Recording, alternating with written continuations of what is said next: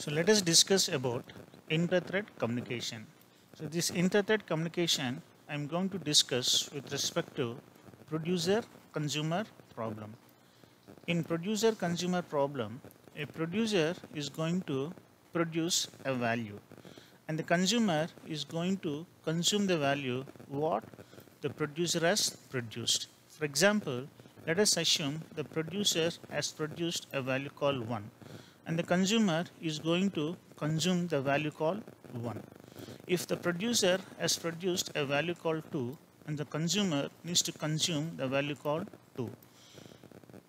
So in order to achieve this, there should be some sort of communication between the producer and consumer. That is, so once the producer produces a value, then the consumer should know that the producer has produced a value. So thereby the consumer can consume the value which the producer has produced. Similarly, the producer should know that the consumer has consumed the value which the producer has produced. So thereby the producer can produce the next value. So that's why there should be some sort of communication between the producer and consumer. So this communication can be achieved with respect to wait and notify method. So producer, after producing a value, is going to call the wait method. So once a producer calls the wait method, it goes to the sleep until the consumer notifies that it has consumed the value. How a consumer notifies to the producer that it has consumed the value? It notifies by calling the method called notify method. So once the consumer calls the notify method and the producer is going to awake and is going to produce the next subsequent value. So after producing the next subsequent value, again the producer is going to call the wait method. So once it calls the wait method, it goes to sleep until the consumer notifies that it has consumed the value, right? So like this it goes on. So let me write a program with respect to this producer consumer problem, right? So here I am considering producer as one thread and the consumer as the next thread, right? So let me write a class called producer which implements runnable interface, right? So now inside the class called producer, let me write a constructor, and inside this constructor let me create a new thread, right? And let me store this thread in a variable called t, and the type of t is nothing but it is thread, right? Next, let us start the thread. So once the thread is started, the control moves inside the run method, right? So public void run.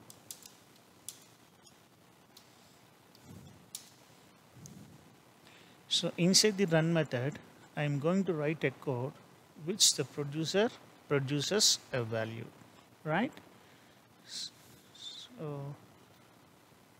So for that, let me write one more class called queue.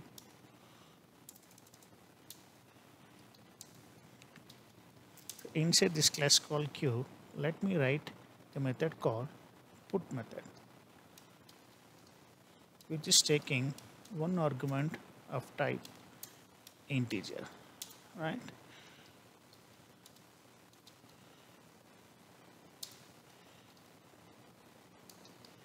And so once I assign the value of n to n, then I'm going to print the value of n.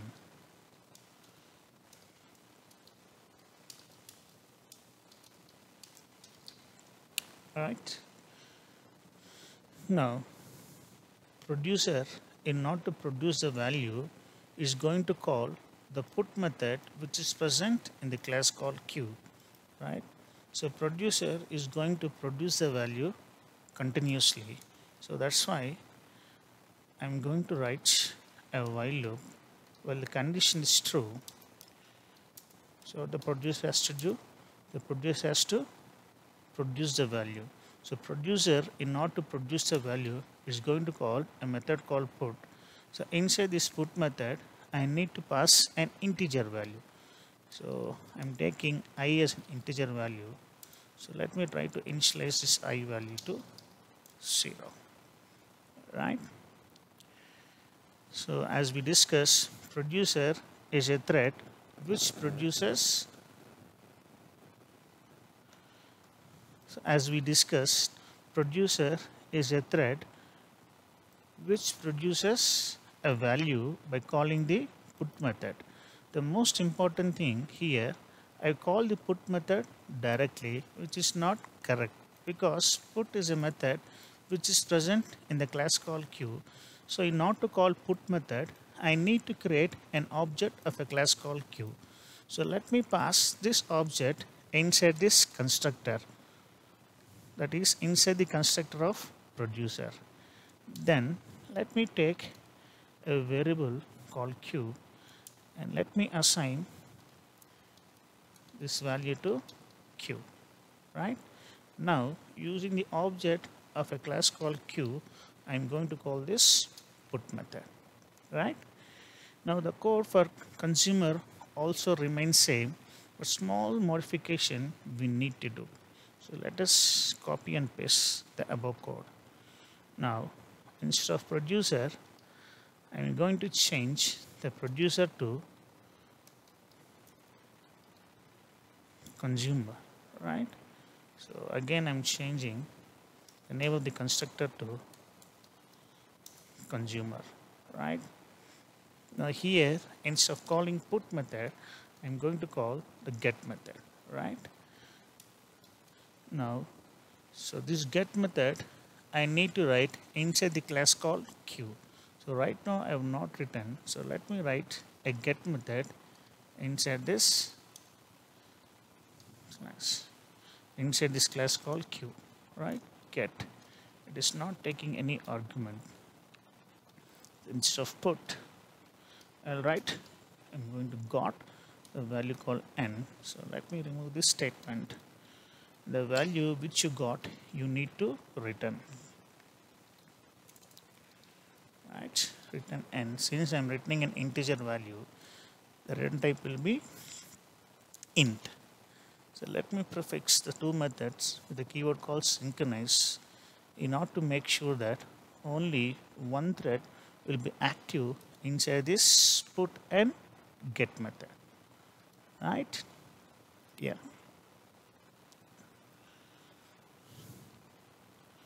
So, and this statement also is not required, right? So successfully I have created two threads. So one thread is producer and the second thread is consumer. So consumer, in order to get the value which the producer has produced, is going to call this get method, right? So I place this in a while loop. Since the producer is going to produce the value continuously, and the consumer is going to consume the value which the producer has produced continuously, right? So now, in order to check this code, let me create an object. Let me create an object of producer, right? So similarly, let me create an object of consumer, right? So once I create an object of a class, control jumps to the corresponding constructor. This constructor is taking an object of a class called queue as an argument. So now inside this producer, I need to pass an object of a class called queue. So that's why let me create an object of a class called queue. Let me put the type of queue is queue, right? So let me pass this object queue inside the constructor. The same queue, let me pass inside the consumer, right? Right? You see that consumer also is taking one argument which is of type queue. Okay? So that's what I've done here. Now let me save this program and let me run. So what output we are expecting? The producer is going to produce a value by calling this put method. So when it call put method, the control jumps to the put method which is present in the class call queue. And what's the value of n? So initially the value of n is nothing but it is 0. So initially I'm passing I value. So initially I'm setting I value to 0 and the 0 value is passed to n, and the producer is going to put the value called 0. So once the producer put the value called 0, next what the consumer is going to do, the consumer needs to consume the value which the producer has produced. How it is going to consume the value? By calling this get method. So once it calls get method, the control goes inside the get method which is present in the class call queue, and the code inside this get method gets executed and it prints got 0, right? And the next iteration, the put method is going to put a value called 1 because I'm trying to increment I. So now control goes to this put method and the value of 1 will be printed on the console.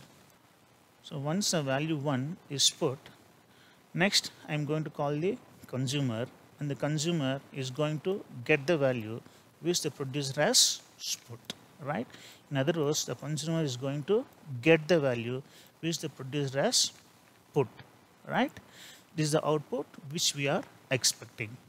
So let us run this program and check whether we are getting the expected output or not.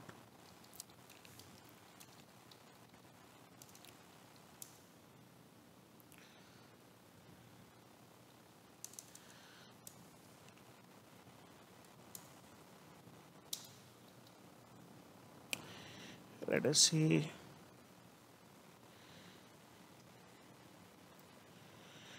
So initially I put the value called 0. Again I'm putting the value called 1. But what output we are expecting? If I'm putting the value called 0, I should get got 0. But unfortunately I'm not getting got 0. But I got put 1, put 2, put 3. Then next I'm getting got 3, 3, 3, 3, 3. Like this it is going on. And next I'm getting put 4, put 5. This is not the output which we have expected, right? So why we are getting this sort of output? We are getting this sort of output because there is no communication between the producer and consumer. In this block of code, what we are trying to do, the producer continuously producing the value by calling this put method. This producer is not checking whether the consumer has consumed the value which the producer has produced, right? Similarly, what the consumer is trying to do, the consumer continuously is trying to consume the value by calling this get method. This consumer is not checking whether the producer has produced the new value or not. So that's why you see that continuously I'm getting got 3, 3, 3, 3, which is not true. So when the consumer should consume only if the producer has produced the new value. But the consumer is not checking whether the producer has produced a value. So the consumer is trying to consume the same value which the producer has produced. So that's why we are getting this sort of output, right? So in order to get the proper output, we need to have some sort of communication between producer and consumer. So as we know that producer is one thread and consumer is the another thread. So in order to get the proper output, there should be some sort of communication between the producer and consumer. We call this communication as inter-thread communication. This inter-thread communication can be achieved with respect to wait and notify method. Yes. So using wait method, what we can do? So once a producer produces a value, it calls the wait method. So once it calls the wait method, it goes to sleep until the consumer calls the notify method, right? So now consumer, once it consumes a value which the producer has produced, it calls the notify method and then goes to sleep by calling the wait method, right? So let us do this implementation inside the code, right? So in order to do this, let me take a boolean variable called flag. So let me set this to false, right? Now inside this, let me check while flag. Okay. Inside this, let me call the wait method. Let me place this wait method inside this try and catch block, right?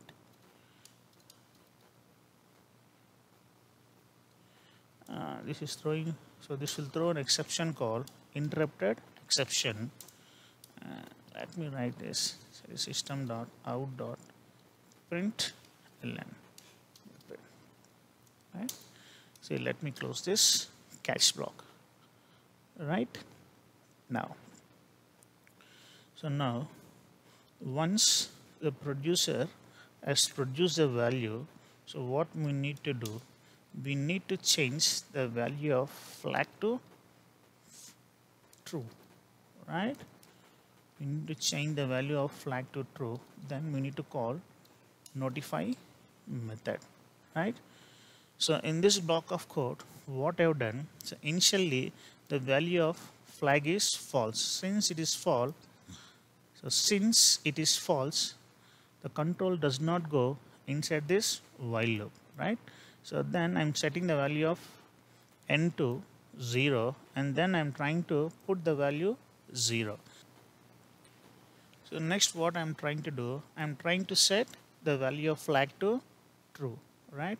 So when the flag is set to true, so this condition will become true. When this condition is become true, it's going to call the wait method. So once it calls the wait method, my producer will go to sleep until the consumer is going to call the notify method, right? So next I've called notify method because once I produce a value, I need to wake up the consumer stating that I have produced a value. Now you are ready to consume the new value which I have produced, right? So that's why this notify method has been written. I repeat, the notify method has been written so that the producer can wake up the consumer in order to consume the new value which the producer has produced, right?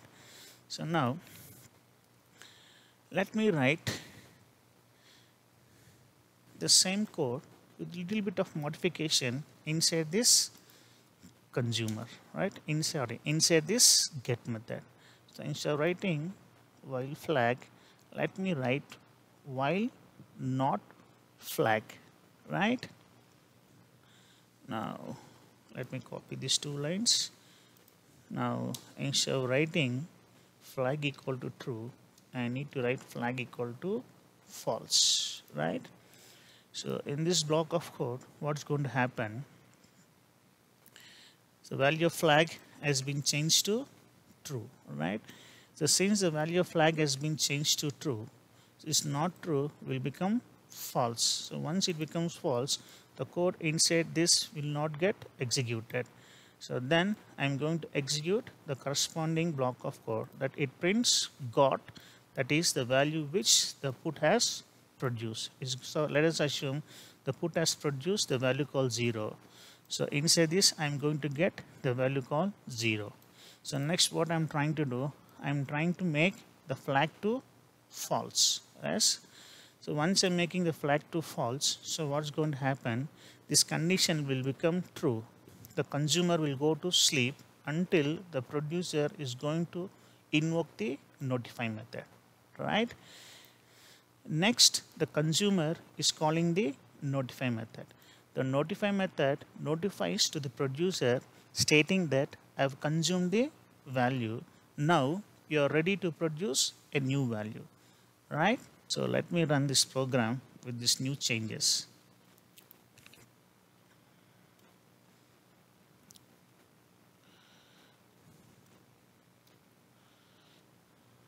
Let me compile again. I think I've written spring false. Yes. Yeah. Let me run again.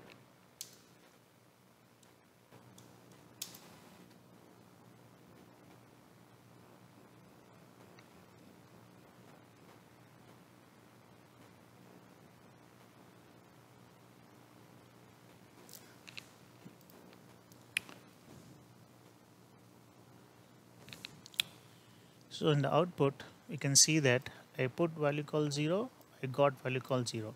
I put value called 1, I got value called 1. I put the value called 2, I got value called 2.